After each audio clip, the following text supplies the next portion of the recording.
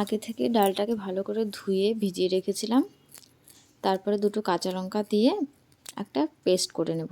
একদম smooth paste করব না, একটু দানা দানা থাকবে। তার মধ্যে লবণ, হলুদ, পেঁয়াজ দিয়ে একটু ফেটিয়ে নেব। ফেটানো হয়ে গেলে এদিকে কড়াইয়ে তেল দেব, তেলটা গরম হতে হতে এদিকে একটা পেস্ট করে নিই। আদা, রসুন, টমেটো, পেঁয়াজ, একটু জিরে দিয়ে একটা পেস্ট করে নিলাম। এদিকে দেখো বড়াটা ভাজা শুরু করছি।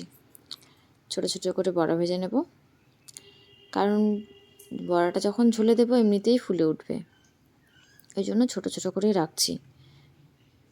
দেখো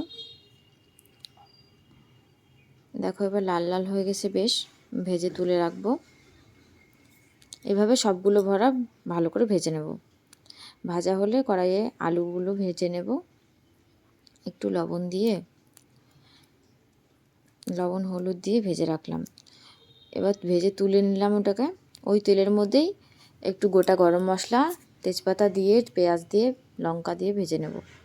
পেঁয়াজটা ভাজা ভাজা হয়ে গেলে এবার মশলাটা, আগে থেকে করে রাখা মশলাটা দিয়ে লঙ্কার গুঁড়ো, হলুদ গুঁড়ো, লবণ দিয়ে ভালো করে কষিয়ে নেব। তেলটা যখন ছেড়ে আসবে ওই যে মিক্সি ধোয়া জলটাই দিয়ে দিলাম। আবার একটু কষিয়ে নেব ভালো করে, তারপরে যে জল ঢেলে দেবো। দেখো কষানো হয়েছে, তেল ছেড়ে দিয়েছে।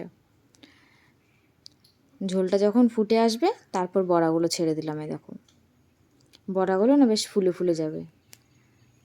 তোমরাও করে দেখবে, বেশ ভালো লাগে খেতে। এবার সার্ভ করে নেব বাটিতে। দেখো কি সুন্দর লাগছে দেখতে, পুরো ফুলে ফুলে উঠেছে। দেখে মনে হচ্ছে একদম রসগোল্লার মতন। খেতেও খুব টেস্ট হয়েছিল। তোমরাও বানিয়ে দেখবে।